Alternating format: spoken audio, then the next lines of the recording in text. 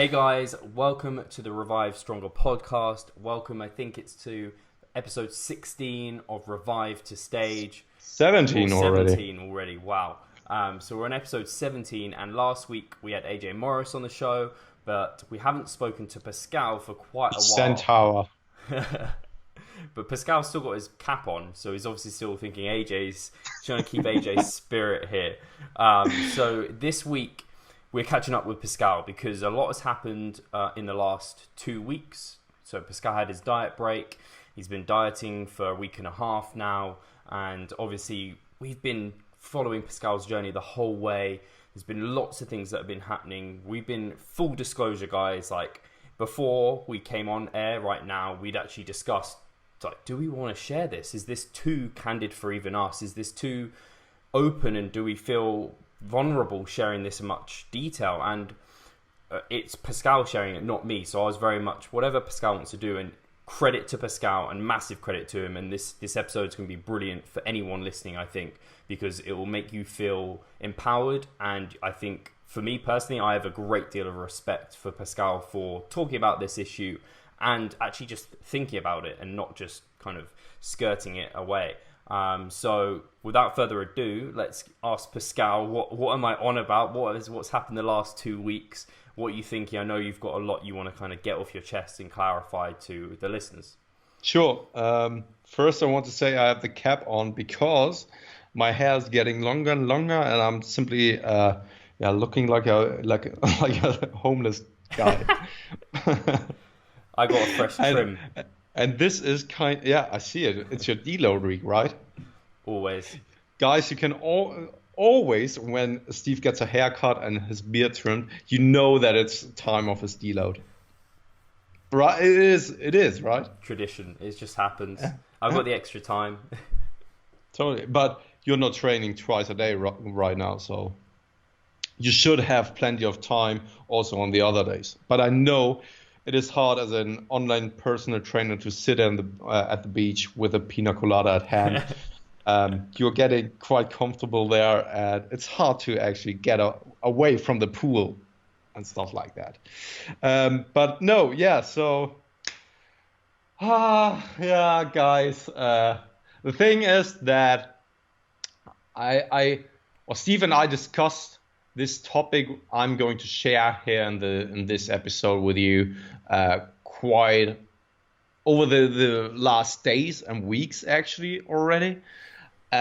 Simply because, and this is something I want to point out first, my fear or my thoughts behind it. Because I always have struggles with showing my weaknesses and sharing stuff others could see or perceive as a weakness in me.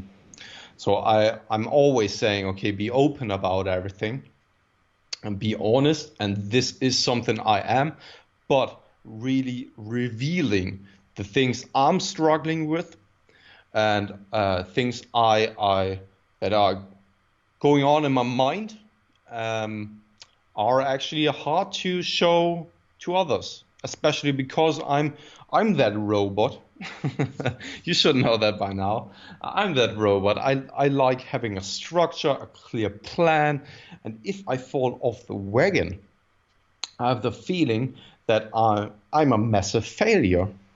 And I hate to admit it first and foremost to myself, but especially I hate it to actually share it with other people or reveal that kind of weakness, which I perceive as a weakness to others. And this is something I want to address first and say first, because this will make you guys understand my thoughts, the intention, and everything that dictates the decisions I'm making in the future or I did make in the past weeks. So basically, it is simply the time that in 14 weeks, the show is about to start. So I wanted to do the UK DFBA, where Steve is competing as well. And at the beginning of the contest prep, as you might remember, I always said that I don't have a set date. If I'm not ready in September, I will simply delay the process and compete at another show. However, the closer we got to the UK DFBA, which is again 14 weeks away, I came more and more to the realization that I simply want to compete at that given show, that there's no other option. I want to be ready on that show. And if I'm not ready there, then I probably won't compete this year, because the other options would be in November in Germany at the GNBF. This is the German National Bodybuilding Federation. And to be quite honest, I don't want to do my first show in Germany. I want to do my first show in UK together with some friends, together with family, and I count Steve as my family. He's my bro, and also AJ. You know that, you know the looks. We are bros as well. And I want to compete in an environment in which I feel most comfortable in, which I can show off my confidence and perform the best. And I don't have the feeling that I could do that if I compete here in Germany by myself, stepping anonymously on stage and only competing for myself. This isn't what I want to do for my first show. This isn't how I imagine my first show to be like.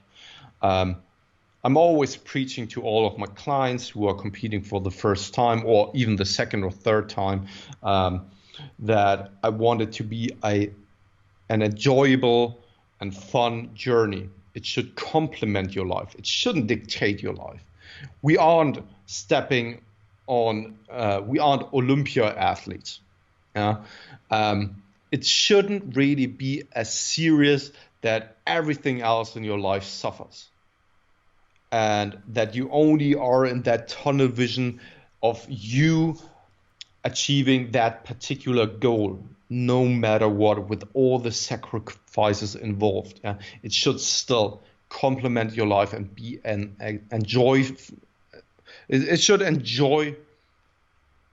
You should enjoy the ride and journey, so that at the end of your life, you should look back and say, oh man, I love the sport of bodybuilding, and not be like in 10 years from now on, oh fuck, I hated bodybuilding, it destroyed my life. It shouldn't be like that. And I see so many people who are competing or stepping on stage, doing the contest prep by all means, and then destroying themselves for future competitions or destroying their fun in the sport. Because let's face it, all of us started with a particular intention or got with a particular intention into the sport. May it be only to look good for the girls, I don't know. And that's nothing bad actually, because you got into the sport and you developed that love for it. But when you are getting too serious about competing and all that kind of stuff, you're desperately holding on to one image of you stepping on stage and you need to achieve that goal no matter what, I think the risk is potentially higher to then not enjoying that process anymore. And right now, without going too much off tangent here, and I'm rambling, I'm sorry for that. Basically, what I want to say is I'm now 14 weeks out. For many people out there, and especially when we are looking at the older mentality of a contest prep and the length of a contest prep, many people would say, okay, 8 to 12 weeks is a contest prep. But I have a different opinion when it comes to competition prep. I think for the conditioning you need to put on stage today, you simply need the time of about 16 up to 24, perhaps even longer weeks of dieting to bring the good condition or needed conditioning onto stage to be competitive. I'm competitive by nature, and I want to step on stage not only to enjoy the process, but also to be there and say, okay, fuck, I'm looking peeled, I'm looking competitive. And other than that, I wouldn't see any necessity on stepping on stage.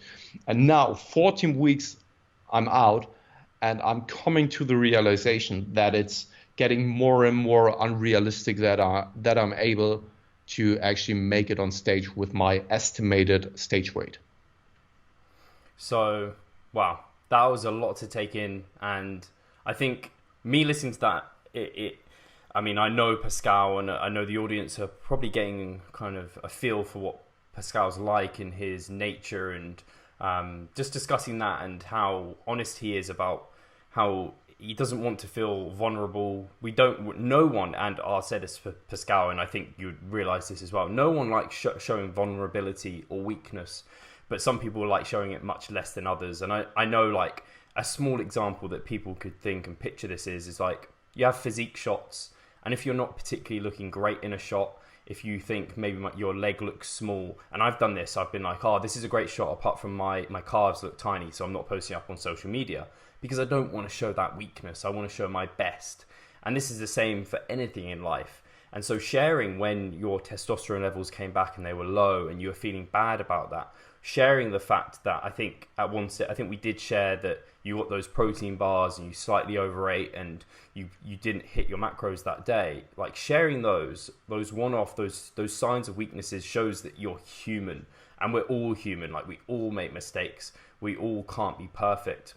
And it also comes back to what we talked about before in about a way of working harder isn't always better sometimes. Like, you can only work so hard in which, like, you end up outworking yourself, in that it just ends up all just becoming worse and worse and worse. And what we've come to kind of realize in a roundabout way with, I think, with your prep, Pascal, is that you started off in probably a fairly unfavorable position, given the fact, just the background of the huge amounts of stress that you had in your life, on your body, with the dieting, with the injury, with the recovery. You got coaching from what would many call the best coaches in the world, and we kind of hoped that would help set you up in the best way possible. So you were setting yourself up for success from the beginning, but as things were going along, I think a picture's kind of been drawn in which everything that life could throw at you that was going to be negative has, and from a prep that might have seemed on paper doable has progressively become a prep that seems very unrealistic. And I think if you were to, and if we didn't flag up earlier and it just all hit us now, that would be kind of, we'd be very ignorant to what's been going on. It's not like we haven't discussed it in the weeks coming up, and probably the audience have been thinking like, I wonder how Pascal's getting on, because it's so hard for him right now. And I think, yeah, there's a point at which you have to be realistic, and you didn't set a show date, which from the beginning you were very open and honest about, because you weren't sure how things would go, which I think is a great credit to you, because you weren't like, oh, I'm definitely going to be ready at this show. But as things have progressed, and I hadn't actually personally realised how much you'd pinned your hopes on doing the one show at the UK DFBA. In fact, I didn't actually realise until I think like a month ago that you were doing it, or planning to do it, which for me is incredible. And even to have you there as by my side, or just like in the audience supporting me, is massive. And I can completely see why you want to come to the UK and do that, so that you've got me in the audience, AJ will be there, we'll have clients there as well. And if you were to do it in Germany, just know I would be there. But it's not quite the same, I guess, when it's one person versus a whole group of people. And I've been there with my 2014 prep, and I pushed myself, and I wasn't even in as unfavorable a position as you, nowhere near, but it was hard. I had to do things I didn't want to do. I did fall out of love with the process. I've had 3 years off. I purposely set myself up this time to have the most easy and comfortable prep possible, which people have probably realized, or I've tried to do that. And that might not have been the most optimal way in some ways, but that's why I've done it, because my first prep was so bad. So I think all the points you're saying is so important for the first time competitor to realize, or anyone who's gone through a prep who's suffered to realize that things don't always go your way, and pushing harder isn't always the right decision. To give people a bit of perspective, you took the diet break, and the last 2 weeks, what have you done? Because I know, like, you haven't thrown in the towel by any means. No, absolutely not. You've not. So, yeah, go over that, because I think people will be interested here. Totally. I mean, the past 2 weeks, I've took my diet break because I was feeling really run down, especially after our conference. I really felt like I was coming out of a deload. Still, I was feeling super fatigued. Also, in terms of there was massive brain fog going on. I couldn't really concentrate anymore. And it wasn't like that I was in a severe caloric deficit, but the fact is that I was dieting kind of since last year, June. Yeah, because let's evaluate what I said in the beginning when we started Revive to Stage. I think at one episode I talked about what I did in the past leading up to that point now. So let's evaluate just really quickly. Last year in June, I started my powerlifting preparation for an upcoming meet on September, which I then needed to cancel due to the inflammation of my hip, which I had surgery in December. Yeah, I wanted to cut down to a lower weight class, so to the 83 kilogram weight class, coming down from 90 kilograms. So I needed already to take a quite aggressive approach from June to September to make it to the weight class. I did make it. However, I needed to cancel the preparation itself due to the fact of my hip. Then I had hip surgery in December, and I decided to even cut more weight because I knew that the more weight I bear on my body, the more I need to walk on crutches or bear on crutches. And I wanted to make the process as convenient as possible. Thus, I lost weight to 78 kilos. So I lost already 12 kilograms from June to December. Then I underwent my hip surgery, was 2 months I was recovering from it, was at a maintenance when it comes to my caloric intake. So just isocaloric on the recommendations of Mike Israetel. And after that, I started a mini cut just to strip off that fat which might have accumulated. I had then 2 weeks off, and then I started my contest prep. So effectively, when we keep that in mind, only the dieting and training aspect, I am effectively in a dieting state since 1 year already, and lost over 12 kilos already at that given time now. So I was constantly in a hypocaloric state. And then external influencers played a role as well. I mean, I quit my job. I started being self-employed. I'm doing my certificate in London on the SBS Academy on the side. Then I'm visiting evening school as well. With all that going on in my life, you guys know that I had a massive sleep deprivation for weeks on end, and this all accumulated. And in the past 2 weeks, I took my diet break, and then I had a consultation with Broderick Chavez, who is the coach from Mike Israetel, and which we had on our podcast just 1 week back. You can go over to our YouTube channel. When you're already here, just see down below here. There might be a window with a Broderick on there. Go and have a listen. He's a really fantastic and knowledgeable dude. No wonder that Mike Israetel is actually being coached by him, because he knows his shit.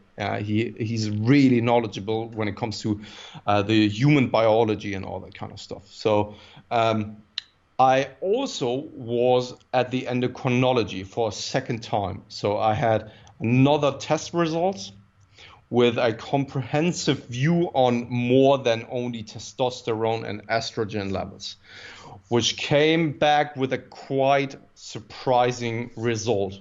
My DHT levels were quite high. However, my testosterone was low and my estrogen was low, but the SHGB was high as well, which is most of the time an indicator of being secondary hypogonadism, what we've discussed in the past as well. This was the first thing we thought is going on in my body, but this just confirms it. And also this is an indicator of That's what Broderick told me, that if you're under eating in carbohydrates for a significant amount of time, then this is something that is quite normal to experience. And also what Chavez, what Broderick basically said over the whole consultation, so we had a 1 hour consultation, he basically said more than only this, but in terms of dieting and the contest prep, and I asked him if that's actually something realistic and what I should do about it and how to recover from all the things and all the dieting parts. And first and foremost, he was shocked that I'm dieting effectively since 1 year already, and that's no surprise whatsoever that my body is simply shutting down the whole process and actually says, stop, we are stopping now and not further. And that my body already sends signals as if I'm already super lean and as if I'm already close to stage weight. In terms of brain fog going on, it just sends the signals of me being at a really low body fat percentage already, because I was in a hypocaloric state for such a long time. And he also said that if I want to reverse the negative adaptations of my body, 1 week of diet break will probably not fix it. And it will most likely look like as if you are doing a contest prep. The usual thing people are saying is you need to recover half the time of your entire contest prep. So when you're dieting for 24 weeks, doing your contest prep for 24 weeks, you need about 12 weeks to recover after the show. And he basically said that in terms of my dieting process and all the stressors of my life, that I could expect it to be the same for me as well.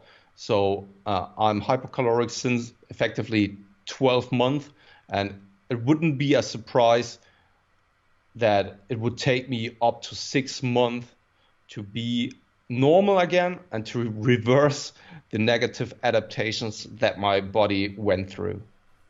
I guess the body senses kind of it.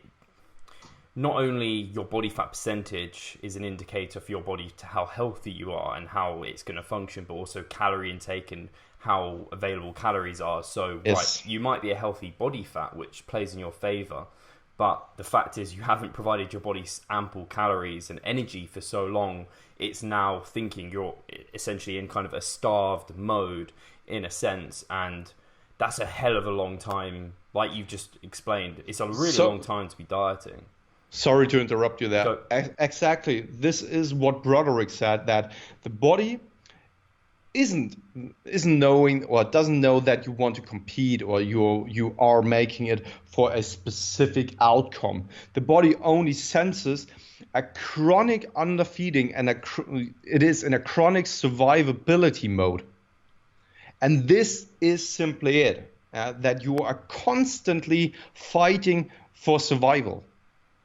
Even though it perhaps doesn't feel like it, but it shows itself in symptoms such as the hormone readings and things like sleep deprivation and stuff like that. This only happens because the body is under so much stress and undergoes through so many hormonal changes because it is surviving every single day because you're chronically underfeeding. So, sorry, I just wanted to say that. It's fine, and that's actually made me think of, like, if anyone can think of, and we've all heard of at least, or we might even know, those, like, skinny males or females, or even kind of, anorexics, who survive and maintain body weight on ludicrous, like, really, really low calorie intakes. They're maintaining weight because their body's just driven everything down. And in a sense, that's kind of where you're getting to. Your body's kind of driving everything down so that it can get you to survive. It's trying to help you out, really. It thinks it is. But in a way, it's actually fighting against you. Totally. And I guess because I'm a lower body fat percentage, lower than my set point probably would want to be. And even though I'm at maintenance calories, I'm still not finding it as easy as I should be because of that factor. My body's like, well, you're still a bit too skinny for us, even if you've got ample calories. So, and that's why when we reverse out of, like, people reverse or recover out of shows, even though they're eating ample calories, like you said, they're not going to feel fully healthy until they're nearer towards that kind of settling point that their body's used to. And normally, like, and they need time eating more calories as well, because like these stressors take a long time to dissipate. So, but still, what we haven't said yet is it's not like we've been saying, we've kind of painted a picture as if like, you've already kind of handed in the towel, but the last 2 weeks you've done probably what you probably, if you were coaching someone, you wouldn't get them to do this. You'd probably try and talk them out of doing this. But if they were really stubborn, and I know I've had some stubborn clients who are probably similar to you and me, who had their kind of heart set on something, you might do the approach you've taken. So take the guys through what you've done and kind of how you've really tried everything in your power to get kind of ready for stage. Totally. I'm a super fucking stubborn guy, and for me, basically, I could say and quit and immediately call it a day when it comes to my contest prep, and that would be absolutely fine. I think for most people, but I told you in the past that for this contest prep there is more to it than only me stepping on stage. I feel like accountable for the community as well. I did put myself out there saying that, I'm stepping on stage, I'm competing this year, and now I feel like I owe it to the people, and I made a promise, and I need to fulfill that. Otherwise, I failed not only myself, but I lied to them. And this plays a role in my stubbornness as well, and also because I feel like that if I set myself a goal, I want to try everything I possibly can to get there. It was always like that, and if I then am not able to achieve that specific outcome, then I'm fine with it, because I can wholeheartedly say that I did everything I possibly could to reach or get to that end goal. But if I were to call it a day, I couldn't really look myself into the eye in the mirror, and I don't know. I would see myself too much of a failure, and I know it's the wrong way about this way of behavior or this way of thinking, because you definitely aren't if you decide something like that. But this would be something I simply would have. This is simply my personality. So what I wanted to actually do is that, and this is also something I discussed with Broderick, I asked him, what can I do? Will it have any more negative effects of doing the contest prep now? And what he basically said was, go ahead, you are in it since 1 year.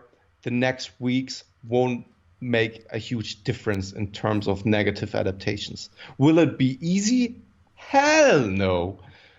It will probably be so much harder than when you were to start at a healthy spot and doing your contest prep, because where I'm at right now, this is as if I'm already super fairly lean and really close to the show, and all I'm putting up on top of me will only make things worse.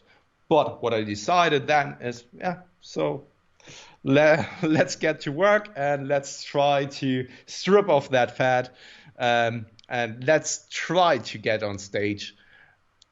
And let's just try to push it hard now. So I slashed my calories quite significantly. So coming out of my diet break, I thought of, let's get momentum going. Let's take the stored energy now, the regained motivation, and slash the calories in the beginning and push it a little bit harder when I can. So I dropped my calories to 2,250 a day. So 250 grams of carbs, 200 grams of protein, and 50 grams of fat. 7 days a week, no refeeds for the next weeks until I come to the point where I seriously need them, but I will extend them or delay them as far as possible, perhaps then throw in 3 to 4 days in which I go higher again, but I want to delay it as long as possible. And also I increased my cardio to 2 times 400 calories again, which I had in the beginning of my contest prep as well. And also I'm aiming for 15K steps a day when it comes to this. And this I'm already doing since 1.5 weeks. And voila, no weight loss on the scale. But hey, we talked about it so many times already. The scale weight is only an indicator. And I mean, I am coming out from a diet break. So where the body is not as stressed, it's kind of recovered and all that kind of stuff. And then I'm throwing everything I possibly can at my body. Yeah, like a severe deficit. Doubling my step counts again, because in that diet break, it was my deload week as well. I reduced my step count to 7 to 8K steps a day. And now I'm increasing it by double the amount. So double the amount of steps, and also, again, the cardio poundage on top of it. Of course, it causes a lot of stress. And also, I've written 2 exams on my evening school, which are A-level exams. So I read it. It was already kind of stressful as well on that behalf. And I took on 5 new clients, needed to write plenty of programs and all that kind of stuff. So there was a lot to do. So it is actually no surprise that the scale weight doesn't come down immediately. However, I would have expected it to come down simply due to the fact that I'm coming out from the diet break and the body was in a good and relaxed, quote unquote, a good and relaxed state to actually, get the weight loss going. And that's about it. I think I wrapped it up, right?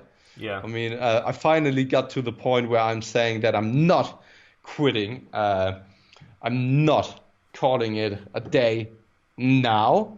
I will really try to do my best to get to the point where I'm able to step on stage. And when I then not able to get there, that's absolutely fine. But I simply want to do everything I possibly can to try to make it happen. And if that's then not the case, then it is simply not the year when I am going to compete. And this is then a mature decision, and I can't really get back to and say, okay, perhaps I could have done better because I tried everything. Sorry. No, it's fine. And it's not like this would have been a wasted experience. It would have been, this experience has been, for both of us, I think, like for both of our contest preps, we both learned a hell of a lot from doing the competition itself. Just the prep. I think that the prep's where you learn most of your lessons, to be honest. A lesson for yourself, and that we've really taken into account, is how much of a history check you'd need to have for a client to really know that they are in a position where they can drop. And or even if you don't do a comprehensive history check, it's right, so why aren't things moving the other way they should? And if they're not, then actually don't look at just the short term. Then you go back and backtrack and look at everything that's happened in the past, because like you said, there's loads of things that have been happening.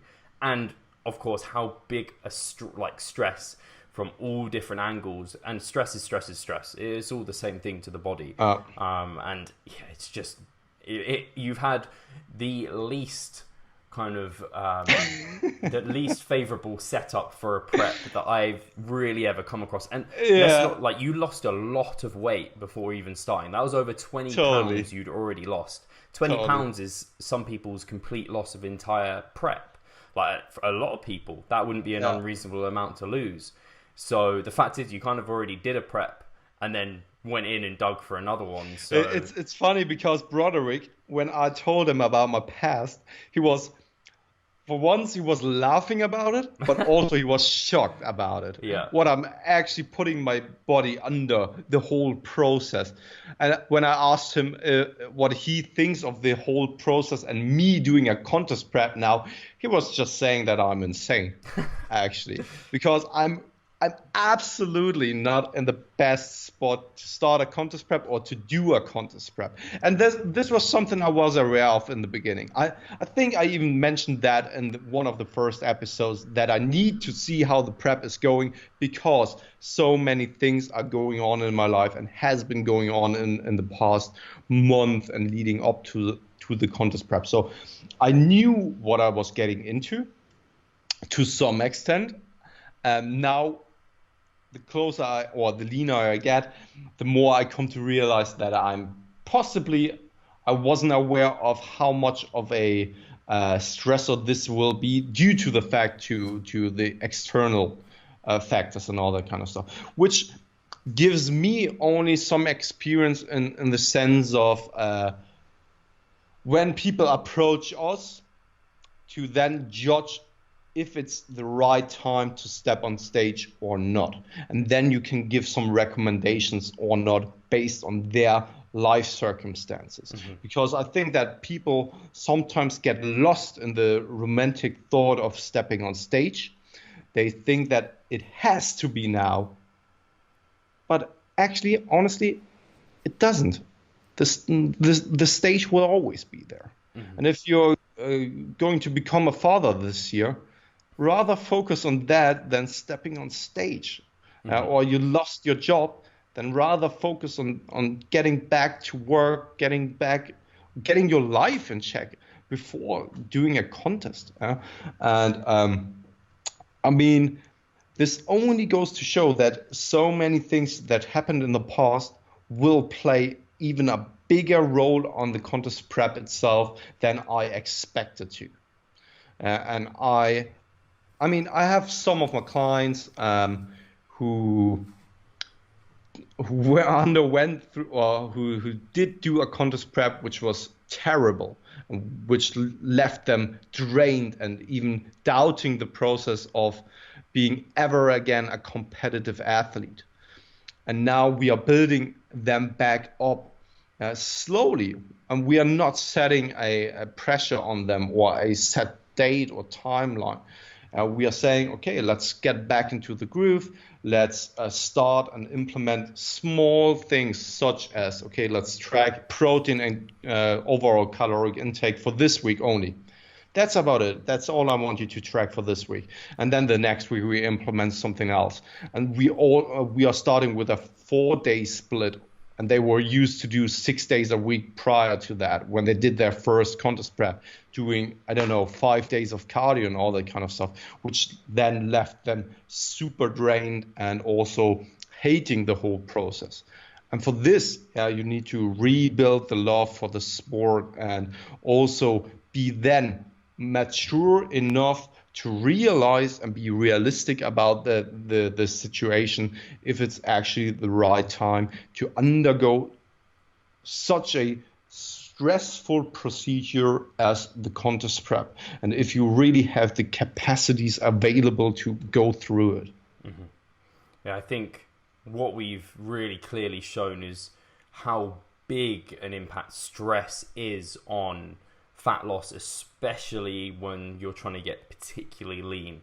It's just huge. Like, an example could be you're trialing a peak week.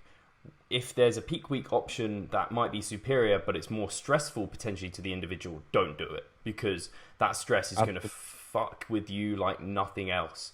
So the least stress you can be going through prep, the better. And Pascal has just not had a stress-free time in the slightest. And I think what's really valuable that we need to tell the audience is not just that this is happening to Pascal. This isn't probably rare. This is probably very, very common. But most people do not share this kind of shit. They just keep it to themselves. Pascal could have kept it to himself. We could have kept going through episodes and just kind of skirted past it. And probably there'd be, our loyal listeners would have probably been like, what's happened there? But they would have got over it because they'll understand. But loads of people, it just would have gone over their head. But we've shared this journey and we're sharing every step of the way so that people can learn, they can understand that it is okay to question yourself, to feel doubts, and that everyone, coaches themselves, competitors themselves, feel them too. So Yeah, and I think this is really the point we wanted to send across with this episode here, that the people who don't step on stage, you don't see them, right? Because you only see the competitors at the end. For all the people dropping off along the way, and I think that, let's just throw out a number, yeah, from 100 competitive athletes, perhaps 5 make it to stage, or 10. Yeah, because so many people drop out simply due to the fact that there are so many things in their lives, they can't deal with the stress or anything like that, and you never actually hear about those kind of people, because how should you, when they are not sharing that they are undergoing that process, or that they are quitting, or yeah, because they are not on stage representing themselves. And there was something else I wanted to say. I forgot about that. I just wanted to say is what you talked about, some of the clients we've got, and I'm so happy that we've got clients now who, and I think more people are becoming to understand how it's important to plan ahead with these things. And I've got competitors who are looking to compete like next year, and we're looking at setting up an annual plan like I did to set them up in the best way possible. And of course, there's going to be changes along the way. But I think something bodybuilders have recently been taking from like powerlifters and from strength sports is the importance of periodization. And Absolutely, nutrition yeah. is a huge part of that for a bodybuilder. And we need to periodize our nutrition as well. And we just need to put all our cards in our favor. And I think if the listeners are listening in and they want to avoid having a disastrous, stressful prep, really consider everything going on in their life in terms of stress, and then periodize and plan your steps to stage in the least stressful way possible, because that's going to set you up for success. Totally. And on that note, also, I want the people to be realistic about everything. Don't hold on desperately to the thought on stepping on stage when this means that you are hurting yourself and also perhaps hurting your environment and other people along the way. There's no benefit in it to push through phases like these when you get hurt in the long run. It is the same when it comes to training, yeah? When you're always going to failure, you will get hurt or injured eventually, and then you need to stop for a longer period of time. When it comes to competing, when you always push it hard, push it to the end, up to the point in which you get hurt, you probably will end up never competing at all anymore. So be also realistic if that approach or stepping on stage is something you can think of in that given situation. It's like you've said, Steve, periodize and plan everything ahead. And it is okay when you are then deciding to not compete, or when it's not the right time, no matter what the reason is.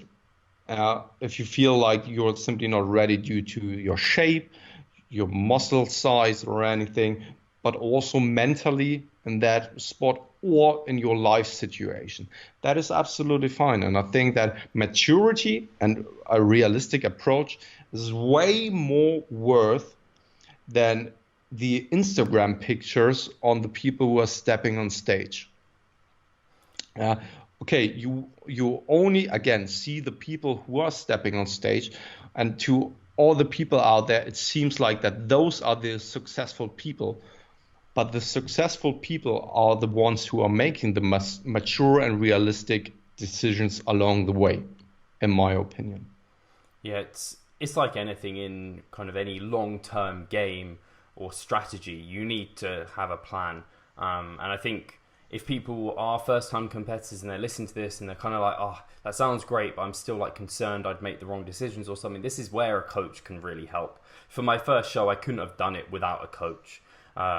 It's only now, after having been through it and having kind of that experience and taking other people through it, I feel much more confident in doing it myself. And still, I rely on other people to kind of give me a helping hand. Like I talked to Pascal, he keeps me on track, and I have that kind of community to support me and who I trust to give me the correct information. And I think we're probably coming to a roundabout close. I do want to try and leave on a positive note, however. I think we've given a really positive message, and I think it's a really kind of informative and helpful episode, but it's kind of a bit of a negative twist on things. Nah, I think we've turned around. We started negatively and came towards the end on a positive note, actually.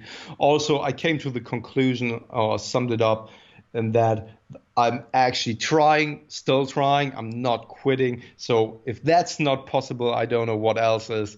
And also in terms of the mindset that being realistic and being mature about everything is the right thing for longevity and for the longevity of the love for the sport itself. Yeah. So I am in a realistic spot. I had some consultations with other people as well, such as Broderick. I have you at my side, and we are openly talking about the whole process and what is actually realistic and what's not. Yeah, and I mean, I know what I get myself into now. I know where my spot is, and I think that this is something that every listener and everyone who's thinking about competing can take for themselves as valuable information, so that if they are coming up to such a point, that they can get anything away from this conversation we've just had. And I think we are leaving this episode on a real positive note, in my opinion. Fantastic. No, we are, and you're right. It is positive, and I think the message we've given has been incredibly positive. And I think if people have questions about what we've talked about, if anything wasn't particularly clear, if you want more information on kind of how to go about planning a contest prep, or if you want Pascal to clarify more of what he spoke to with Broderick about adaptions and anything like that, feel free to drop comments below. Or if you've got any kind of loving words, support for Pascal, or if you just enjoyed the conversation, please leave comments below on YouTube. Or over on iTunes, leave us a review. Pascal normally does this job, and I'm awful at it, and I don't ask for reviews enough. But please do leave us a review. Give our podcast a share. Share it with anyone you think would find value in this content. We would be forever grateful, because we do this for you guys. We've been as open and candid as we possibly can be to hopefully help as many people as possible, because we could keep this to ourselves. But I think this is really valuable stuff for you guys. Yeah, and I just wanted to say exactly this, what you've just ended your sentence with, that this episode is about being as open and honest as possible. I could have holded it for myself, because it isn't easy to talk about that, actually, to reveal the struggles, the past, what has been going on in my life and all that kind of stuff. But I think that people will find value in it, and this is actually what we are here for, and this is the main intent of Revive to Stage. It isn't about only us showing off going to the stage or anything. This is about the whole process, what is going on in our heads, in our lives, everything that is affected due to the contest prep, and everything that affects the contest prep as well. And this is only for you guys, that you can get anything away from that, no matter what it is. And I hope that we can help you in some kind of way. And that's all I wanted to say. That's a wrap. So cheers, guys. Take care, and we'll talk to you soon. Cheers.